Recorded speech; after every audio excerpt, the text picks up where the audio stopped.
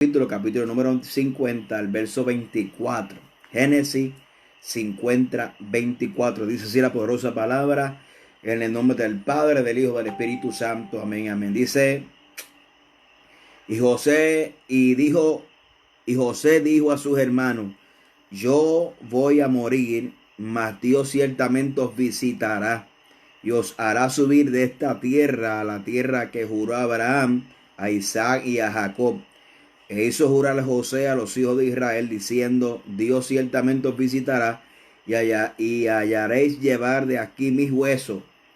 Y murió José a la edad de 110 años, y lo embalsamaron, y fue puesto en un ataúd en Egipto. Dios añada bendición a su santa y bendita palabra. Y queremos predicar bajo el tema: la meta no es el palacio. Gloria al nombre de Jesucristo. La meta no es el palacio, la meta no es el palacio. Oremos para que este sea de bendición a vuestras vidas. Padre, en el nombre de Jesús, te adoramos, te bendecimos, te damos gloria y honra y alabanza. Gracias por este privilegio que nos concede estar en este lugar, a estos medios para edificar el cuerpo de Cristo. Padre, bendícenos, fortalécenos, establécenos.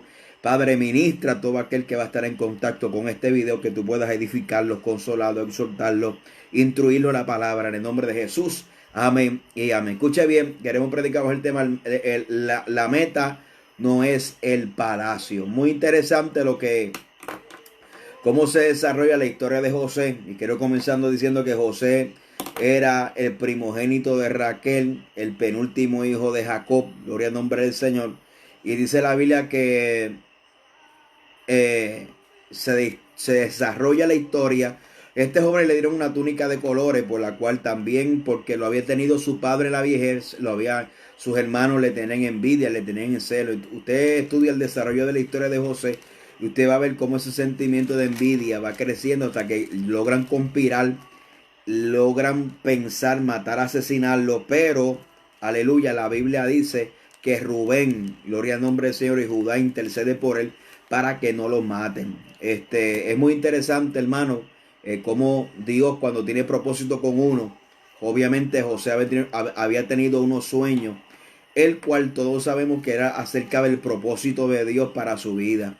Es muy interesante porque a veces Dios nos habla acerca del propósito, el destino que Dios tiene con nosotros, mas sin embargo no nos dice el camino que tenemos que atravesar. Y tan importante es el destino como el camino que tenemos que atravesar para llegar a nuestro destino. ¿Por qué? Porque el camino nos prepara para nuestro destino. Muchas veces la gente piensa que el camino simplemente es del punto A al punto B, y que lo que pasa del punto A al punto B no tiene nada, que no importa. Y es todo lo contrario. Realmente lo que el camino, la trayectoria importa mucho, porque la trayectoria lo que hace es prepararnos para nuestro destino o el propósito en el cual nosotros vamos a llegar. Si nosotros menospreciamos los procesos para llegar a nuestro destino, cuando lleguemos al destino no vamos a estar preparados. ¿Por qué? Porque fuimos personas que menospreciamos el proceso por el cual Dios nos llevó, y lo que estaba haciendo el proceso era prepararnos para nuestro destino. Así que tan importante es el propósito y el destino que Dios tiene preparado para nosotros, como el proceso por el cual nos pasa para prepararnos, para llevarnos a donde Dios nos dijo que nos iba a llevar. Y muy interesante porque todos conocemos acerca de los sueños de José, acerca de la túnica de colores de José. Pero, aleluya, cuando sus hermanos le comenzaron a envidiar, le comenzaron a conspirar, amén, gloria al nombre de Jesucristo, para tronchar el propósito de Dios. Realmente, cuando nosotros entendemos que el propósito de Dios depende de Dios en nuestra vida y de nuestra obediencia, el enemigo podrá maquinar, podrá planificar, podrá hacer cosas en secreto, pero siempre se va a llevar a cabo el plan divino de Dios. Dice la palabra que dice que lo aborrecieron, que lo envidiaron, conspiraron para asesinarlo, pero Judá intercedió. La palabra Judá significa alabanza. Y es muy importante que nosotros entendamos que los momentos difíciles de nuestra vida, la alabanza es la que nos va a hacer que nosotros, amén, cubrirnos para que nuestro corazón no se cargue de amargura. Y hay una advertencia en el libro de Hebreos, que mira que a algunos de nosotros nos deja alcanzar la gracia de Dios porque deje de crecer raíces de amargura. Y una vez yo estaba meditando, porque a veces se habla acerca de las heridas y acerca de los procesos. Y es que nosotros tenemos, hermano, la decisión. Si nosotros tomamos lo que pasa en nuestra vida, permitimos que esos procesos a veces incomprensibles lleguen a nuestro corazón se va a cargar de amargura, de raíces de amargura, y eso va a afectar nuestro proceso. Más sin embargo, podemos ver que en esta historia, cuando Judá intercede por José para que no lo maten, Judá lo que significa es alabanza. Y aquí realmente lo que se escribe en la Biblia no hay ningún, o sea, todo lo que se escribe en la Biblia es con un propósito. Judá significa alabanza. Y es momento que en nuestro momento tenemos que adorar a Dios, porque esa adoración va a provocar, aleluya, que ese ambiente hostil que usted está viviendo, el enemigo no cargue su corazón de amargura, sino que la adoración aleja todo pensamiento y todo dardo, aleluya, que el enemigo quiere lanzar en la situación incomprensible para que nosotros cojamos raíces de amargura. Muchas veces tiene que venir el proceso. Si no hubiera un Judas en el ministerio de Cristo, y aunque suene negativo, Judas fue el instrumento que, aunque parece que fue para mal, era necesario pasar por ahí, porque Judas fue el que lo llevó a la cruz. O sea, es necesario todos estos momentos difíciles. Era necesario la traición de sus hermanos. Era necesario que José fuera aborrecido, que lo envidiaran y que conspiraran, porque era la plataforma en el cual Dios iba a utilizar para acercarlo al propósito de Dios en su vida. Y aunque suene negativo, y las cosas que suelen ser negativas, la Biblia dice que todo obra para bien para aquellos que aman al Señor.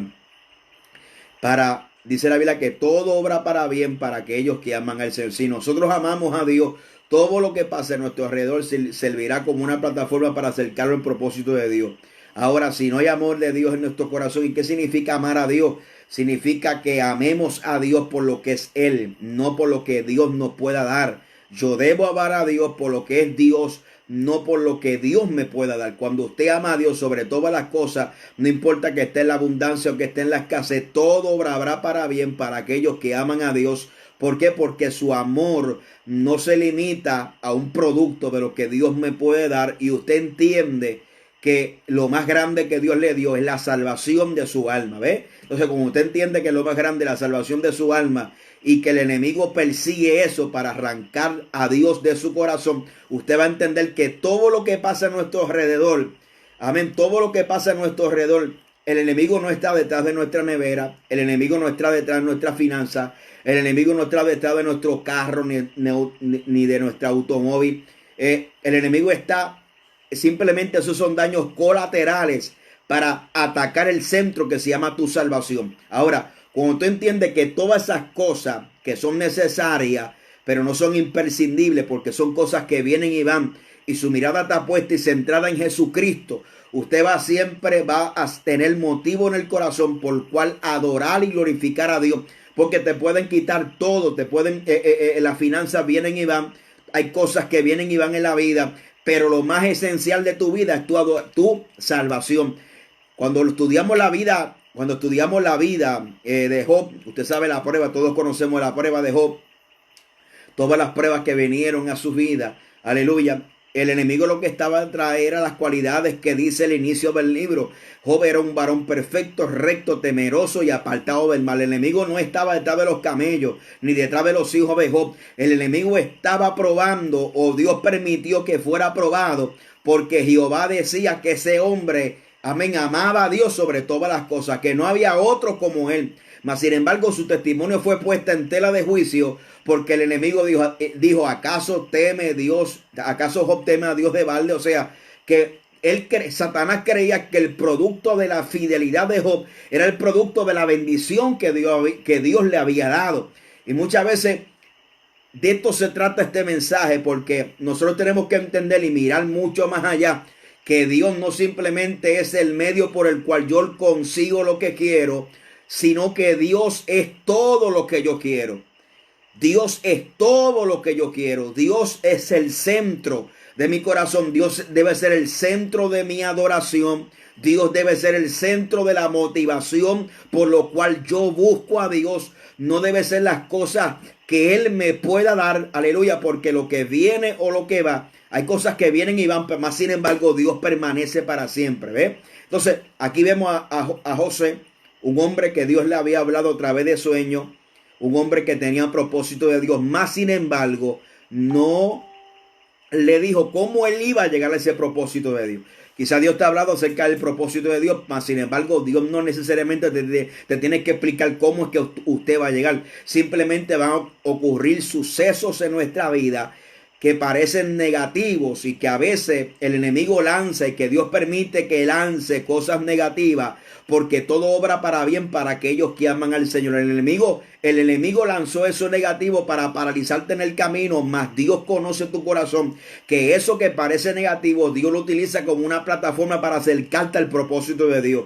Por eso es que vemos a José, que aunque es vendido por su hermano y llega a casa de Potifar, la Biblia señala que este hombre Jehová estaba con él y la gracia de Dios estaba con él. O sea, había algo que aunque le pudieron quitar la túnica de colores a José, no habían quitado la gracia de Dios en su vida. Entonces, tenemos que entender que las cosas de Dios, lo que Dios nos da es algo más profundo que algo tangible que se toca, que yo tengo posesión. La palabra dice en el Génesis capítulo 30 y 31 en adelante, dice: levantando pues José, Potifar, oficial de Faraón, capitán de la guardia, varón de egipcio, lo compró a los ismaelitas de los que habían llevado allá. Mas Jehová estaba con José.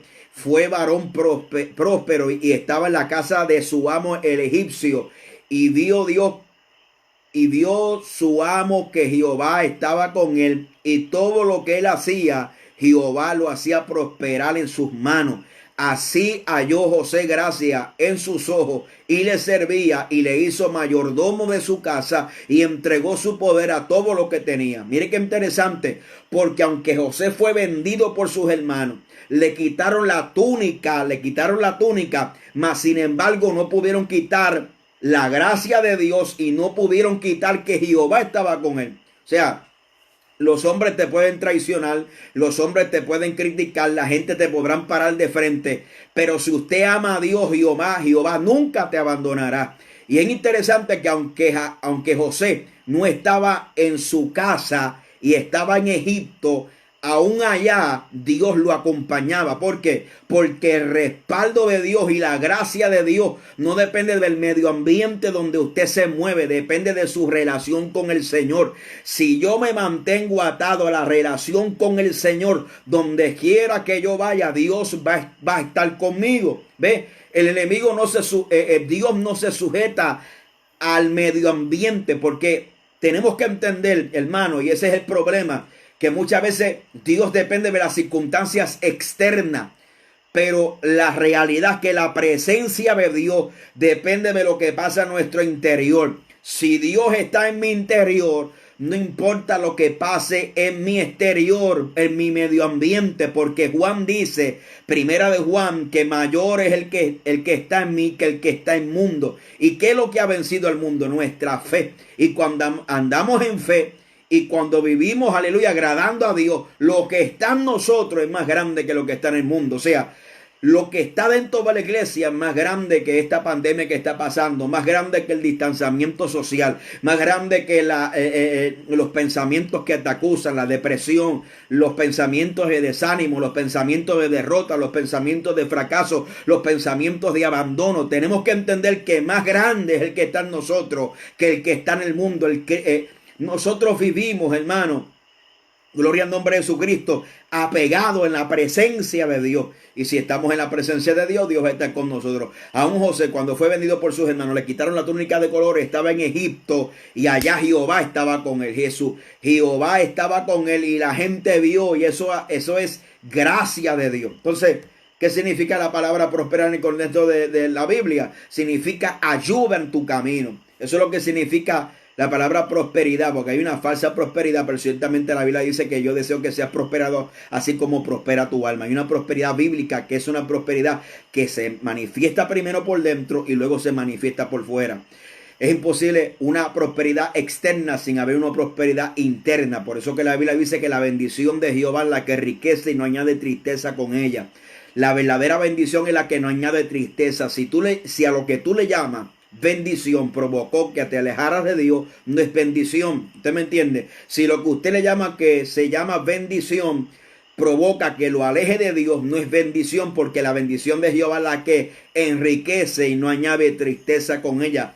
La palabra prosperidad, amén, viene de lo que significa ayuda en tu camino, ayuda en el camino, aleluya, gloria al nombre de Jesucristo. O sea, que mientras yo le sea fiel a Dios, mientras yo permanezca fiel a Dios, Dios me va a ayudar en el camino. Y eso es lo que dice Deuteronomio capítulo 28, lo que siempre yo digo, que la bendición de Jehová no es un accidente, es el fruto de mi obediencia a la palabra del Señor. Si soy obediente a la palabra, la ayuda en el camino, que significa prosperidad, me va a ayudar Dios en mi camino. Mas sin embargo, si no hay obediencia en mi camino, dice que la maldición me alcanza. El contexto de bendición y maldición en el contexto del Antiguo Testamento simplemente, llanamente significa que Dios esté contigo. Cuando usted analiza esa palabra, bendición significa Dios está contigo. Maldición significa Dios te dejó. Eso es lo que significa bendición o maldición en el contexto del Antiguo Testamento. Por eso es que aunque José fue vendido por sus hermanos, le quitaron la túnica de colores, Dios estaba con él, y por eso donde quiera que él iba, la bendición de Dios le alcanzaba. ¿Por qué? Porque era un hombre que estaba en relación con el Señor, estaba en contacto con Dios. Una vez nosotros nos alejamos del contacto de Dios, la maldición, o sea, Dios se aleja de nosotros, porque él no puede bendecir a los desobedientes. Dios bendice la obediencia. Gloria al nombre del Señor. Dice la Biblia que en ese momento que Potifar lo puso sobre su casa, su esposa quiso dormir con él, mas él fue íntegro. La integridad es la capacidad de ser el mismo en privado como en público. Dios honra la integridad de José. Y mire bien, tenemos que entender que la Biblia dice que nosotros haciendo el bien vamos a parecer como malhechores, pero que no nos avergoncemos. O sea, que si antes en el mundo usted padecía que era un malhechor y tenían razón de decirle que usted era un malhechor, no se avergonzaba, ahora no se avergüence porque está padeciendo por Cristo. Entonces, José era una persona íntegra, se mantuvo viviendo. La palabra integridad significa de una sola pieza. La tentación no lo pudo quebrantar porque era de una sola pieza. Y todo esto fue simplemente un proceso para llevarlo Dios ¿a dónde? Al palacio. Segundo en mando en Egipto. Y escuche bien, hay gente que llegan al palacio pero sin integridad. Y si no hubo integridad en tu proceso, tampoco va a haber integridad en el palacio. ¿Usted me entiende? Y por eso que todo este proceso viene para prepararnos cuando nos acomodemos, cuando Dios nos lleva al palacio. Escuche bien. Génesis capítulo 39, verso 20. Y tomó su amo José y lo puso en la cárcel donde estaban los presos del rey, y estuvo allí en la cárcel, pero Jehová estaba con él y le extendió su misericordia y le dio gracia ante los jefes de la cárcel. Y el jefe de la cárcel entregó en manos de José el cuidado de todos los presos que habían allí en prisión, y todo lo que se hacía allí, él lo hacía. No necesitaba atender el jefe de la cárcel cosa alguna de lo que estaba al cuidado de José, porque Jehová estaba con él, y lo que él hacía, Jehová. Óigame, mire qué interesante, Dios estaba con José aún en la cárcel. O sea, no importa dónde el enemigo, dónde el proceso te lleve, lo importante es que Dios esté contigo. ¿Usted me está entendiendo cuál es el mensaje? No importa el lugar, lo que importa es quién está contigo. Este es el mensaje de José. No importa el lugar, estés en casa de Potifar, estés ser vendido por tus hermanos o estés en la cárcel, lo que importa es que Jehová esté contigo. Entonces, no importa el medio ambiente, no importa la circunstancia, lo que importa es que Jehová esté contigo. O sea, usted asegúrese que Jehová esté contigo. No importa cuánto la cuenta del banco, lo que importa es que Jehová esté contigo, porque si Dios está contigo, la Biblia dice que todo lo podemos en Cristo que nos fortalece.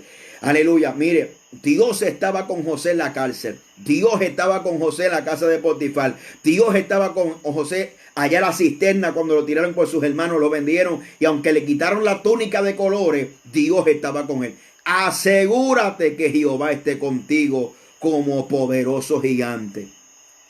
Conocemos la historia, estamos introduciendo porque queremos entrar donde queremos llegar, porque este es el mensaje que se dice, la meta no es el palacio, te estoy hablando del propósito. Mas sin embargo, usted conoce, llegaron allí, interpretaron los sueños, llegó el momento de José, lo sacaron de la cárcel, llegó a ser el segundo en mando. Ahora, aquí donde queremos entrar en esta prédica, ¿por qué?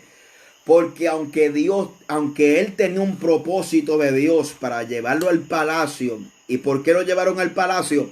Porque Dios preveyó, o sea, Dios en su soberanía vio que venía un tiempo de hambre y Dios estratégicamente permitió que José llegara al segundo al mando para que cuando viniera ese momento de hambre, Dios poder salvaguardar esa familia de José que iba a ser la descendencia de Israel. Entonces esa intervención de Dios en la historia del ser humano fue la que posicionó a José segundo al mando en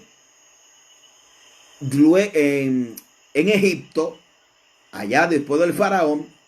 Pero me llama la atención porque nosotros leímos la última petición de José. Y José decía, mira, hizo jurar José a los hijos de Israel, diciendo, Dios ciertamente os visitará y os llevará de aquí mis huesos.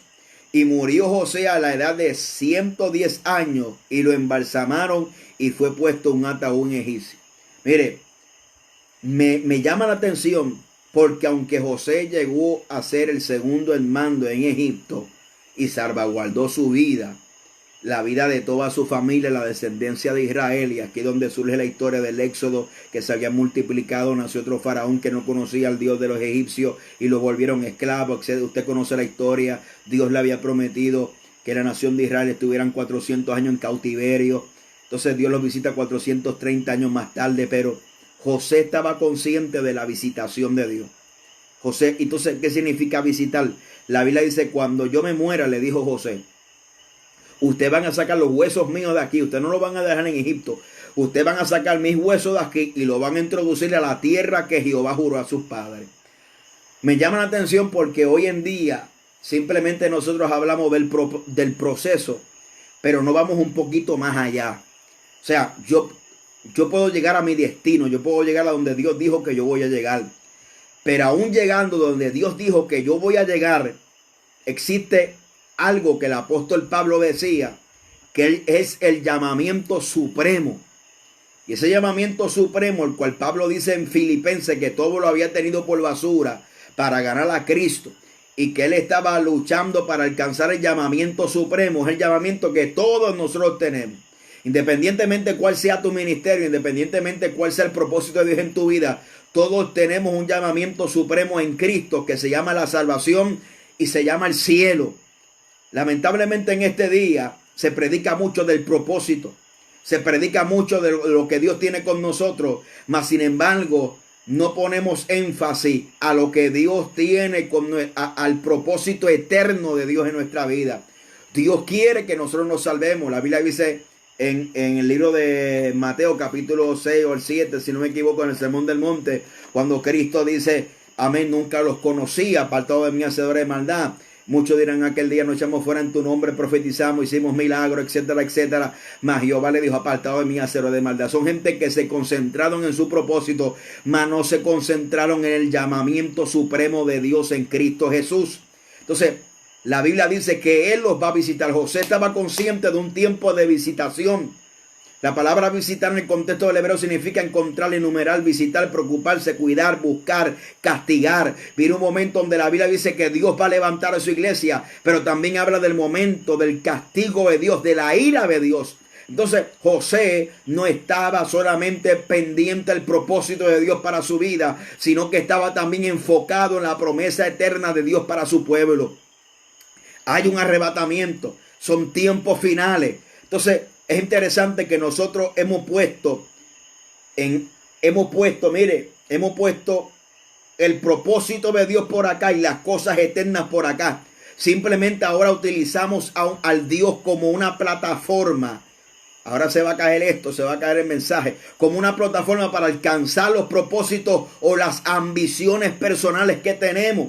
Porque hoy en día lamentablemente el llamamiento, el ministerio se ha convertido como una ambición personal para lograr, y el ministerio no se trata nada de nosotros, se trata de Dios.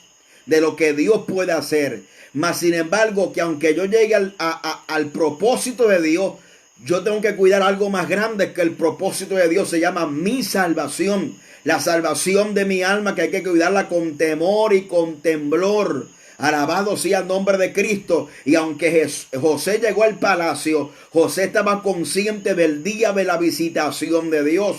La iglesia de hoy ha perdido de vista el día de la visitación de Dios, el día de la venida de Cristo. Hay gente que aman tanto la tierra. La iglesia se ha vuelto con una visión terrenal. Amén, la iglesia no quiere irse. ¿Por qué? Porque hemos hecho hoy en día del propósito un Dios. Hoy hemos convertido el propósito como el anuncio máximo.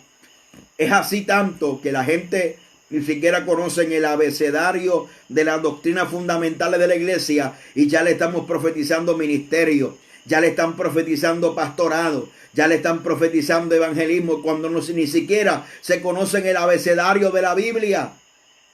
Mas sin embargo, eso lo que significa es que la iglesia de hoy se ha olvidado del enfoque del eterno, de la eternidad, y tenemos que volvernos al enfoque de la eternidad. Porque la única iglesia que perdió el enfoque de la eternidad y se volvió autosuficiente fue la iglesia de la Odisea. La Odisea es el gobierno humano, donde Cristo la cita y le dice, aleluya, gloria al nombre del Señor, le dice que tú te has enriquecido, que no tienes necesidad de nada.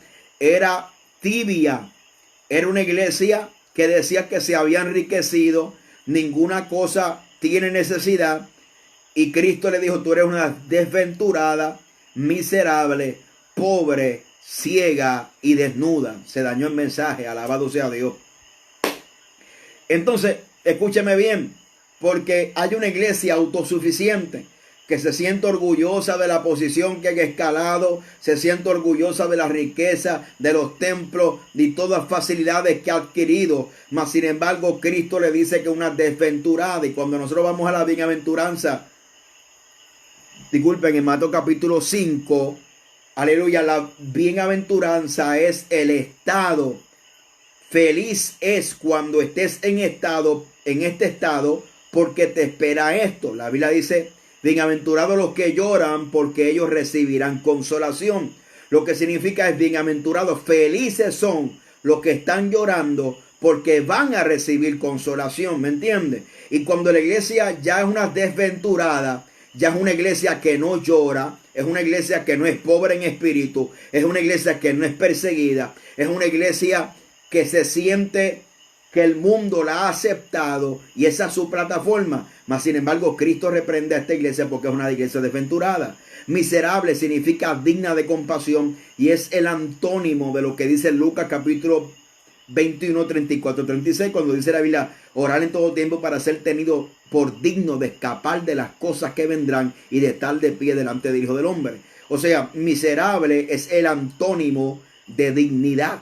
Miserable es una persona digna de compasión. Era pobre, mas sin embargo, monetariamente era rica. ¿Por qué era pobre? Porque había perdido la esencia de la iglesia primitiva, que cuando Pedro y Juan subían a la hora nona a orar al templo, le dijeron al paralítico, al cojo de la almoza, no tengo plata ni oro, pero lo que tengo te doy, en el nombre de Jesucristo, levántate y anda. O sea, ellos no tenían plata ni oro, pero sí tenían una riqueza que no era una riqueza de este mundo, son unas riquezas espirituales.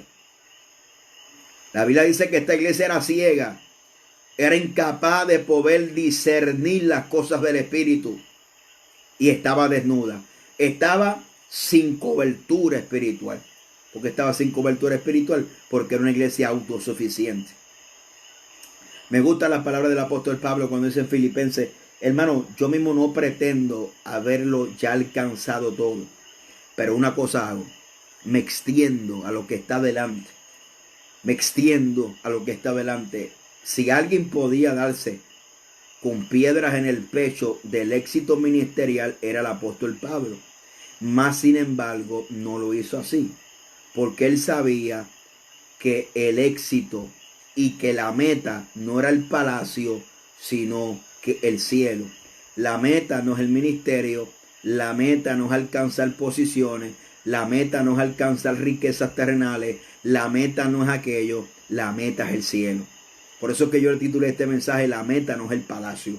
José, que es donde estamos predicando, dio todo, alcanzó grandes posiciones, pero no se olvidó que el palacio no era la meta. Las últimas palabras de José antes de morir era que si yo muero, cuando Dios visite, ustedes van a sacar mis huesos de este lugar y lo van a introducir a la tierra que Jehová juró a sus padres.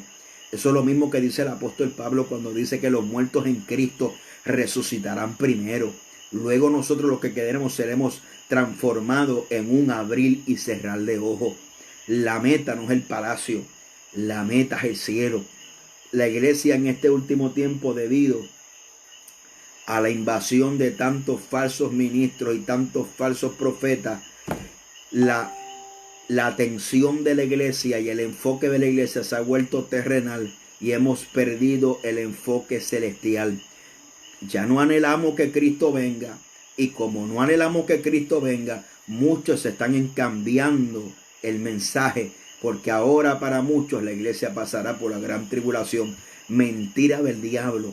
Juan capítulo 14, la Biblia dice que me voy pues a preparar morada para que donde yo esté, vosotros estéis, y os volveré y os tomaré a mí mismo, para que donde yo esté, vosotros estéis. Eso habla de las moradas celestiales. Hay mucha gente que han perdido el enfoque. El enfoque es celestial. Cuando usted tiene un enfoque celestial, usted podrá tener ganancia o tener pérdida, estar en las buenas o estar en las malas. Y esas circunstancias que la rodean no dependen de su fidelidad. Su fidelidad y su enfoque depende del cielo. Alabado sea el nombre de Jesucristo. Así que Dios nos ayude, hermano, a permanecer fiel a Dios. Y recuerde que la meta no es el palacio, la meta es el cielo. Aleluya, somos ciudadanos del reino de los cielos. Advenidizos, no somos de aquí, somos del cielo. Así que vamos a orar para que Dios nos bendiga, nos dé fortaleza en esta preciosa hora. Amén. Y el Señor nos siga dando aliento y esperanza para poder seguir marchando y caminando, amén, aleluya, hacia ese destino eterno que se llama el reino de los cielos. Oremos al cielo. Padre eterno y Dios de misericordia, Dios de bondad, te adoramos en esta hora. Te pedimos que tú bendiga cada vida que está en contacto, Señor, que tú lo fortalezcas, que tú lo establezcas, que todo aquello que quieren pedir, Dios mío, que nosotros nos enfoquemos, aleluya, las cosas eternas, tú lo puedas quitar del medio, dando fuerza del cielo, Padre celestial, enfoque, sabiduría, conocimiento para andar en este siglo sobria y justamente, Padre. Ayúdanos a vencer y a llegar al cielo en el nombre de Jesús. Amén y amén. Así que Dios me le bendiga, Dios le guarde. Gracias al pastor, amén, por la oportunidad, y que el Señor le continúe bendiciendo en esta campaña de estos días. Amén, aleluya, de bendición. Así que un abrazo para todos, saludo a la iglesia, saludo al pastor y gracias por la oportunidad. También le pedimos encarecidamente oraciones. Manténganos sus oraciones también, a que nosotros estamos, ¿verdad?, en este medio de este reto y desafío que sabemos que Dios nos va a dar la victoria. Así que desde aquí de Puerto Rico, saludo para todos, que el Señor le continúe bendiciendo hacia adelante.